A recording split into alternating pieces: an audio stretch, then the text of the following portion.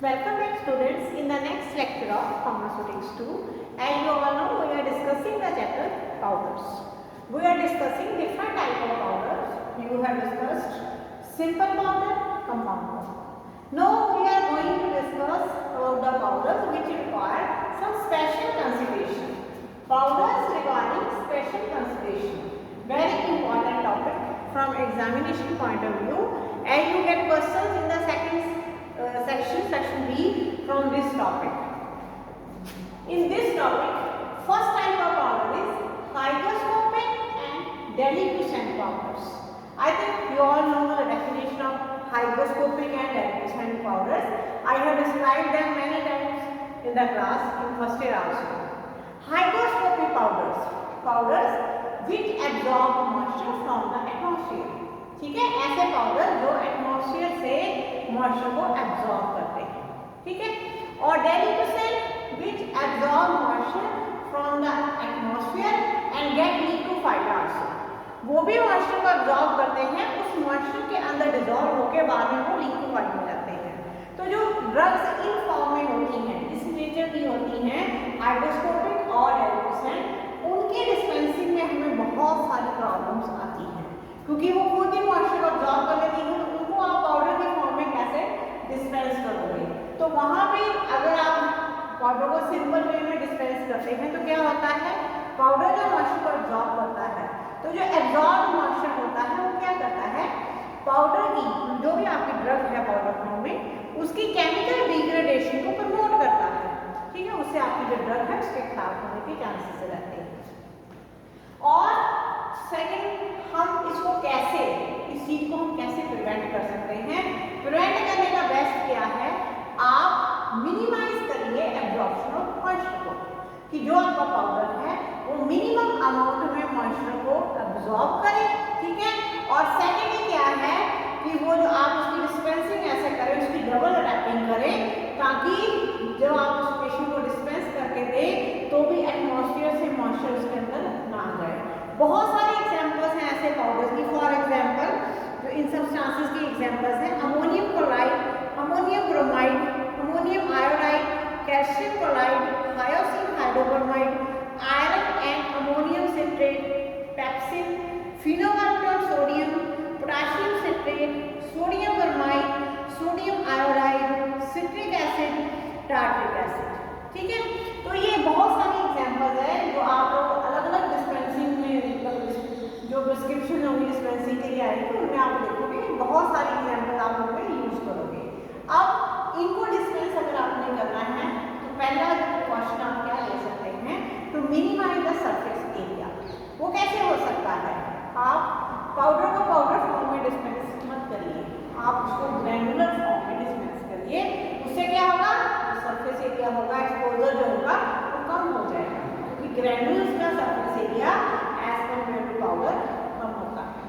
दूसरा क्या है कि आप जब इनको डिस्पेंस करें तो आप पूरी प्रिकॉशन लें कि किसी भी तरीके से एटमॉस्फेयर से मॉइस्चर के अंदर ना जाए। और जब आप इनकी रैपिंग करें, मतलब इनकी जब पैकिंग करते हैं तो डबल रैपिंग होनी चाहिए। जो इनर पेपर होगा जिसके अंदर आप रैप करेंगे, that should be wax paper, ताकि इनको वो एटमॉस्फेरिक मॉइस्चर से प्रोटेक्ट करके रखें, ठीक है। तो ये है आपका first hygroscopic and deliquescent powder. इसके बाद जो नेक्स्ट आ रहा है, that is most important from examination point of view, eutectic mixture, ठीक है। अब ये जो है आपका यूटैक्टिक मिक्सचर, ये प्रैक्टिकल फाइल में भी 2 बार है आपका प्रैक्टिकल। एक तो ये प्रैक्टिकल पाउडर्स में आएगा और दूसरा ये जो प्रैक्टिकल है आपका ये इनकम्पैटिबिलिटी में भी आएगा। तो बहुत इंपॉर्टेंट है, इसको आप अच्छे से अंडरस्टैंड करिए। क्या होते हैं यूटैक्टिक mixtures, when 2 or more substances are mixed together they liquefy due to the formation of new compounds having lower melting point than room temperature। मतलब क्या है इसका कि आपने 2 से ज़्यादा सब्सटेंसेस को जब मिक्स किया, ठीक है, वो सब्सटेंसेस ऑलरेडी पाउडर फॉर्म में थे, आपने उनको मिक्स किया, आपकी इंटेंशन थी कि आप पेशेंट को पाउडर दे रहे हैं, और जब आपने उनको मिक्स किया तो क्या हुआ, वो जो पाउडर थे वो लिक्विड फॉर्म में कन्वर्ट हो गए। क्यों लिक्विड फॉर्म में कन्वर्ट हो गए, क्योंकि जो नया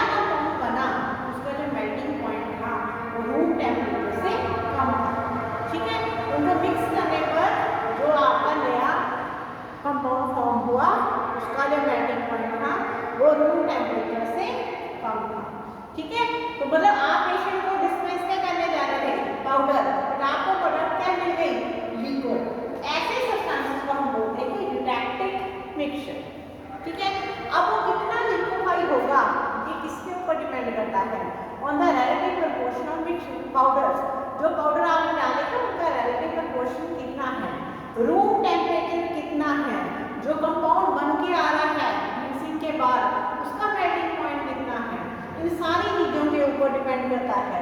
ट्रिचुरेशन आपने कितनी पावर के साथ की है, कितने प्रेशर के साथ की है, इन सारे फैक्टर्स के ऊपर जो डिग्री ऑफ लिक्विफिकेशन है वो डिपेंड करती है। अब ऐसे कौन से कंपाउंड्स हैं आप लोगों ने देखे हैं, जैसे मेंथॉल है, थाइमोल है, फिनिस्टीन है, कैम्फर है, एस्प्रिन है, फिनोल, एंटीपारीन, क्लोराहाइड्रेट, सल्फोल, ये सारी जो एग्जांपल्स हैं इस टाइप के जो ड्रग्स हैं उनकी एग्जांपल्स हैं जो ऐसे लिक्विफाई हो जाते हैं।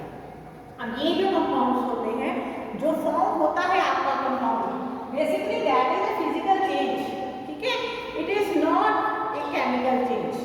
तो अब ऐसे जो प्रोडक्ट देनी आपके पेशेंट को पाउडर है, बनके जो लिक्विड है, अब ऐसे प्रोडक्ट को फॉर्म करने के लिए आपको बहुत सारी प्रॉब्लम्स आती हैं, ठीक है। इनको डिस्पेंस कैसे करना है, तो इनको डिस्पेंस करने का आइडियल वे क्या है कि आप इन पाउडर्स के अंदर कोई ना कोई इनर्ट सब्सटेंस ऐड करिए जिसे हम बोलते हैं एब्जॉर्बेंट, ठीक है। ये जो एब्जॉर्बेंट होगा इन पाउडर्स को अपने अंदर एब्जॉर्ब कर लेगा। अब ये जो एब्जॉर्बेंट्स के एग्जांपल क्या है, बहुत सारी कॉमन एग्जांपल हैं, light magnesium carbonate, light magnesium oxide, ट्यूलिन, starch, lactose, calcium phosphate, bentonite, इन सारी चीज़ों को आप एज एब्जॉर्बेंट यूज कर सकते हैं। अब देखिए मैंने बोर्ड के ऊपर एग्जांपल लिखी है, इस एग्जांपल को आप ध्यान से समझ लीजिए। यही एग्जांपल मैंने प्रैक्टिकल में आपको करके भी बताना है, ठीक है। ये एग्जांपल प्रैक्टिकल में 2 बार फाइल में आपके पास आएगी।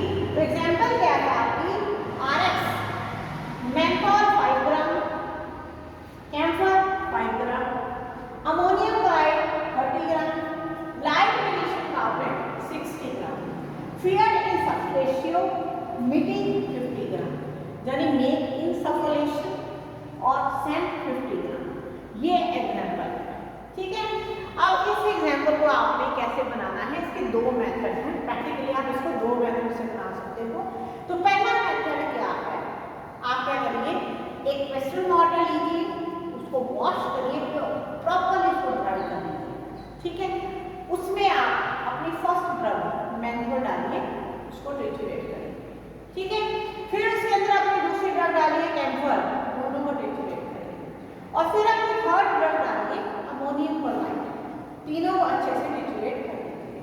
जब आप तीनों को ट्रिचुरेट करेंगे तो आप क्या देखेंगे, वो धीरे धीरे थोड़ा थोड़ा लिक्विड फॉर्म में कन्वर्ट होना स्टार्ट हो जाएगा। अब क्या करिए आप, आपका जो एब्जॉर्बेंट है that is light magnesium carbonate, इसको आप थोड़ा थोड़ा करके उन तीनों ड्रग्स के बीच में मिक्स करते जाइए और ट्रिचुरेट करते जाइए, ठीक है। जब सारा आपका एब्जॉर्बेंट उसके अंदर चला जाएगा मिक्सर के अंदर, तो आपको बिल्कुल प्रॉपर पाउडर फॉर्म में ये मिक्सचर मिल जाएगा, ठीक है। ये फर्स्ट वे है कि तीनों ड्रग्स को आप वेस्टर्न वाटर में डाल के ट्रिचुरेट कर लीजिए और फिर light magnesium carbonate that is used as absorbent, उसको थोड़ा थोड़ा डाल के वो लिक्विड के साथ अच्छे से मिक्स कर लीजिए। दूसरा मेथड क्या है, आप 3 वेस्टर्न वाटर लीजिए, ठीक है, तीनों को वॉश करिए, ड्राई करिए। फर्स्ट में आप डालिए मेंथॉल, सेकंड में डालिए कैम्फर, थर्ड में डालिए अमोनियम क्लोराइड। इंडिविजुअली एक एक ड्रग तीनों में डाल दिया आपने, अलग अलग तीनों को आपने ट्रिचुरेट कर दिया, ठीक है, तीनों ड्रग्स को। अब आप क्या करिए, जो आपका एब्जॉर्बेंट है लाइट मैग्नीशियम कार्बोनेट, इसको 3 पार्ट्स में वे करिए। जैसे यहाँ पे 60 ग्राम है तो आप इसको 20-20-20 3 पार्ट्स में आपने इसको वे किया। 20 ग्राम पहली ड्रग जो फर्स्ट वेस्टर्न वाटर है जिसमें आपने मेंथॉल डाला है उसके अंदर डालिए, फिर 20 ग्राम किसमें डालिए, कैम्फर वाले वेस्टर्न वाटर में, और फिर अमोनियम क्लोराइड वाले कैम्फर जो आपका वेस्टर्न वाटर है उसके अंदर डालिए, ठीक है। तीनों में थोड़ा थोड़ा करके आप इसको डालते जाइए और ट्रिचुरेट करते जाइए। अब आपके पास 3 पाउडर तैयार हो गए। एक वेस्टर्न वाटर के अंदर जो अमोनियम क्लोराइड वाला होगा उसके अंदर लार्ज क्वांटिटी होगी, आप पहले फर्स्ट वाले वेस्टर्न वाटर का मटीरियल डाल दीजिए, अच्छे से मिक्स कर लीजिए, फिर सेकंड वाले का डाल दीजिए। अब आपको जो प्रोडक्ट मिलेगी वो प्योरली पाउडर फॉर्म में मिलेगी, ठीक है। तो मतलब आप इक्वेशनल वाटर में अलग अलग ड्रग को ट्रिट्यूरेट करके और उसके अंदर जो आपका एब्जॉर्बेंट है डिवाइडेड फॉर्म में डाल के आप जो है यूटेटिक मिक्सचर को तैयार कर सकते हैं। यूटेटिक जो मिक्सचर है इन दो मेथड से ये प्रिपेयर होते हैं। क्लियर? इसमें बहुत इंपॉर्टेंट है प्रैक्टिकल पॉइंट ऑफ व्यू से और एग्जामिनेशन पॉइंट ऑफ व्यू से। नेक्स्ट है एफ्लोरेसेंट पाउडर्स। एफ्लोरेसेंट पाउडर क्या होते हैं? आप जानते हैं बहुत सारे जो क्रिस्टलाइन सब्सटेंस होते हैं उनके अंदर वाटर फॉर क्रिस्टलाइजेशन होता है। आपने देखा होगा जैसे सिट्रिक एसिड में वाटर क्रिस्टलाइजेशन होता है, ऐसे ही आपने जैसे डेक्सट्रोज होगा वो हेक्साहाइड्रेट है, उसके अंदर 6 मॉलिक्यूल्स हैं। ऐसे में बहुत सारे सब्सटेंसेस होते हैं जिनके अंदर 1, 2 या 2 से भी ज़्यादा वाटर के मॉलिक्यूल्स होते हैं। कई बार क्या होता है कि जो एटमॉस्फेरिक कंडीशंस होती हैं उनके साथ रिलेटिव ह्यूमिडिटी वगैरह चेंज होने से उनके साथ पैरेलल में कंपाउंड क्या करते हैं, ये क्रिस्टलाइन सब्सटेंस जो होते हैं अपने वाटर ऑफ क्रिस्टलाइजेशन को लूज कर लेते हैं। पूरा भी लूज कर सकते हैं, कुछ उसके मॉलिक्यूल्स भी लूज कर सकते हैं, यानी होली और पार्टली दोनों तरीके से यूज कर देते हैं। उससे क्या होता है आपका जो पाउडर होता है तो पाउडर आपका लिक्विड फॉर्म में कन्वर्ट होना स्टार्ट हो सकता है। तो उन केसेस में क्या करना होता है आपको कि आपको पाउडर को वेट या लिक्विफाई होने से बचाना होता है। तो उसके लिए बेस्ट मेथड क्या है, आप ऐसे सब्सटेंस को यूज ही ना करिए जिसके अंदर कोई वाटर ऑफ क्रिस्टलाइजेशन का मॉलिक्यूल है। बेटर है आप उसकी एनहाइड्रस फॉर्म को यूज करिए। फर्स्ट तो ये है। दूसरा क्या है कि आप इसके अंदर भी कोई इनर्ट सब्सटेंस जैसे एब्जॉर्बेंट टाइप आप ऐसा वो इनर्ट सब्सटेंस ऐसे पाउडर्स के साथ मिक्स करके फिर ही डिस्पेंसिंग करिए, ताकि अगर मॉइस्चर लूज भी हो तो इनर्ट सब्सटेंस उस मॉइस्चर को एब्जॉर्ब कर ले। क्लियर? उसके बाद आते हैं वेजिटेबल पाउडर्स। आप जानते हैं वेजिटेबल ड्रग्स जो होती हैं उनको ड्राई करके उनके पाउडर्स बनाए जाते हैं। बट वेजिटेबल ड्रग्स में क्या प्रॉब्लम आती है, जैसे मान लो अदरक है, जिंजर, उसका पाउडर बनाना है आपने, ठीक है।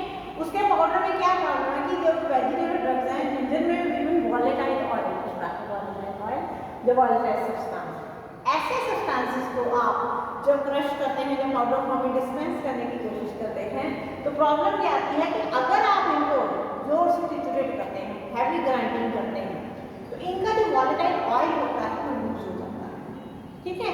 तो इसलिए आपको इनको कैसे डिस्पेंस करना है, आपको इनको कभी भी हैवीली ग्राइंड नहीं करना, यानी इनके ऊपर आपने कभी भी ज़्यादा प्रेशर जो है वो अप्लाई नहीं करना है, आपने बिल्कुल लाइटली इनको मिक्स करना है, ठीक है। बिल्कुल लाइट हैंड से आपने, अगर वेस्टर्न मॉडल है नहीं तो बटर पेपर के ऊपर आपने बोन स्पैचुला से मिक्सिंग करनी है। दूसरा, जब भी आपने इनको पेशेंट को डिस्पेंस करना है ऐसी प्रिस्क्रिप्शन को, तो आप क्या करेंगे, इनको आप बाकी इंग्रेडिएंट्स के साथ मिक्स करके जब देंगे पेशेंट को तो आप इनको डबल रैपिंग में देंगे हमेशा। जो इनर रैपिंग होगी वो वैक्स पेपर की होगी, ताकि ये जो है अपने वॉलेटाइल इंग्रेडिएंट्स को लूज ना करें। नेक्स्ट है लिक्विड्स। अब आप बहुत सारी प्रिस्क्रिप्शंस पढ़ोगे जो होती पाउडर हैं, बट उनके अंदर कोई ना कोई एक आधा इंग्रेडिएंट जो होगा वो लिक्विड फॉर्म में, ठीक है। फॉर एग्जाम्पल कोई फ्लेवरिंग एजेंट होगा, कोई टिंचर होगा, कोई एक्सट्रैक्ट होगा, तो वो जब उसके लिक्विड फॉर्म में होगा उसको कैसे आपने पाउडर के अंदर डिस्पेंस करना है। अगर तो क्वांटिटी कम है, ठीक है, तो कोई ज़्यादा दिक्कत नहीं आएगी। मान लो फ्लेवरिंग एजेंट है तो वो बड़ी कम क्वांटिटी में होगा तो आपको दिक्कत नहीं आएगी, आप उसको इक्वल अमाउंट ऑफ पाउडर के साथ ट्रिट्यूरेट कर दीजिए तो नहीं दिक्कत आएगी आपको, आप इस तरीके से डिस्पेंस कर सकते हैं। प्रॉब्लम आपको तब आएगी अगर पाउडर की प्रिस्क्रिप्शन है बट उसके अंदर लिक्विड की क्वांटिटी ज़्यादा है, तो आप कैसे डिस्पेंस करेंगे।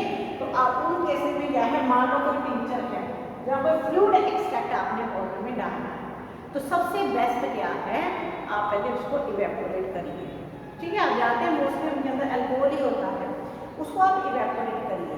अब इवेपोरेट कितना करना है, इतना ज़्यादा नहीं करना है कि वो बिल्कुल ड्राई हो जाए, उसका रेजिनस मास बन जाए। अगर हार्ड रेजिनस मास बन गया तो उसको आप पाउडर में डिस्पेंस नहीं कर सकते।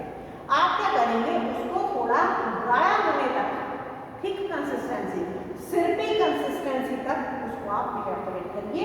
और जब आप इतना इवेपोरेट करेंगे जब वो थिक बन जाएगा, लिक्विड सिरप जैसा बन जाएगा, तो आप उसको पाउडर के साथ, बाकी जो पाउडर के इंग्रेडिएंट्स हैं उनके साथ मिक्स करिए और साथ में कोई ना कोई डाइल्यूएंट डालिए।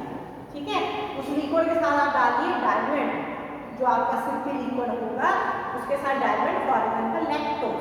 ठीक है, सुक्रोज नहीं यूज करना, लैक्टोज यूज करना है आपने, एक इनर्ट जो डाइल्यूएंट होता है ये। तो लैक्टोज को आप डाल के अच्छे से उसके साथ अच्छे से ट्रिचुरेशन जब करेंगे तो ये प्रॉपर्ली आपको जो है डिस्पेंस हो जाएगी। ठीक है जी, तो ये है आपका लिक्विड्स को पाउडर के अंदर डिस्पेंस करने का मेथड। नेक्स्ट है एक्सप्लोसिव सब्सटेंस। अब ये सुनने में स्ट्रेंज लगता है बट ये फैक्ट है कि अगर किसी प्रिस्क्रिप्शन में एक ऑक्सीडाइजिंग एजेंट है एंड दूसरा रिड्यूसिंग एजेंट है, पाउडर की प्रिस्क्रिप्शन है, ये दो एजेंट्स हैं, हम जब इनको पेस्टल वाटर में अच्छे से ट्रिचुरेट करते हैं तो क्या होता है, वहाँ पे एक्सप्लोजन के चांसेस होते हैं। ठीक है, तो डेंजरस कॉन्सिक्वेंसेस हो सकते हैं इस चीज़ के। तो हमें ऐसी प्रिस्क्रिप्शन को बहुत ही केयरफुली हमें इनको डिस्पेंस करना है। अब बहुत सारे एजेंट्स हैं, जैसे आपकी बुक में दिया गया है एग्जाम्पल कि ऑक्सीडाइजिंग एजेंट्स जैसे potassium chloride, potassium dichromate, potassium nitrate, potassium permanganate, silver nitrate. और रिड्यूसिंग एजेंट्स में है charcoal, sulphur, sulphides, tannic acid. ठीक है, ऐसे बहुत सारे ये जो एजेंट्स मैंने अभी बोले हैं ये बहुत सारे प्रिस्क्रिप्शन के अंदर डाले जाते हैं। तो बेस्ट मेथड क्या है, आप इनको कभी मिक्स ना करो। ठीक है, नेचर ऑफ सब्सटेंस देख लो कि एक ऑक्सीडाइजिंग एजेंट है, एक रिड्यूसिंग एजेंट है, अगर हम मिक्स करेंगे तो हमें दिक्कत आएगी। तो बेस्ट क्या है कि आप इनको मिक्स ना करो, इनके ऊपर कभी भी आपने प्रेशर अप्लाई नहीं करना है। ठीक है, मान लो आपने पेशेंट को प्रिस्क्रिप्शन देनी है तो आप एक पेस्टल वाटर में ऑक्सीडाइजिंग एजेंट को बिल्कुल लाइटली ट्रिचुरेट करके तैयार करिए, दूसरे पेस्टल वाटर में रिड्यूसिंग एजेंट को लाइटली ट्रिचुरेट करके उसको तैयार करिए। ठीक है, दोनों को आपने ट्रिचुरेट कर दिया, उसके बाद आपने क्या करना है, उसके बाद आपने इंडिविजुअली अलग अलग जो है पेशेंट को, दोनों को अलग अलग पैक करके पेशेंट को देना है और उसको बोलना है कि पर्टिकुलर टाइम पीरियड के बाद पहले एक ले ले फिर दूसरा ले ले। ठीक है, ये मेथड है इसको एडमिनिस्ट्रेट करने का, बिना किसी प्रेशर के आपने इनको ट्रिचुरेट करना है बिल्कुल लाइटली। अब इसकी एग्जांपल देखिए, ये देखिए RX है potassium chloride 600 mg, tannic acid 300 mg, sucrose 300 mg, फेट जेलाटा यूरिक एसिड। ठीक है, पाउडर बनाना है आपने, उसकी 3 डोजेज आपने इसकी बनानी है। अब ये कैसे बनाएंगे आप, आपको पता है पोटेशियम क्लोराइड क्या है, ऑक्सीडाइजिंग एजेंट, टैनिक एसिड क्या है, रिड्यूसिंग एजेंट। तो आपने इन दोनों को अलग अलग ट्रीटमेंट करना है और उनके साथ दोनों के हाफ क्वांटिटी में सुक्रोज मिक्स कर देना है। इस तरीके से आप एक्सप्लोसिव सब्सटेंसेस को डिस्पेंस कर सकते हैं। उसके बाद आते हैं ग्रैनुलर पाउडर। अब ग्रैनुलर पाउडर आप लोगों ने फर्स्ट ईयर में भी मैंने आपको डिटेल फर्स्ट चैप्टर में अच्छे से बताई थी कि बहुत सारी जो हमारी सॉलिड डोजेज फॉर्म है या लिक्विड डोजेज फॉर्म है, पेशेंट को डिस्पेंस करने में हमें उनकी दिक्कत आती है।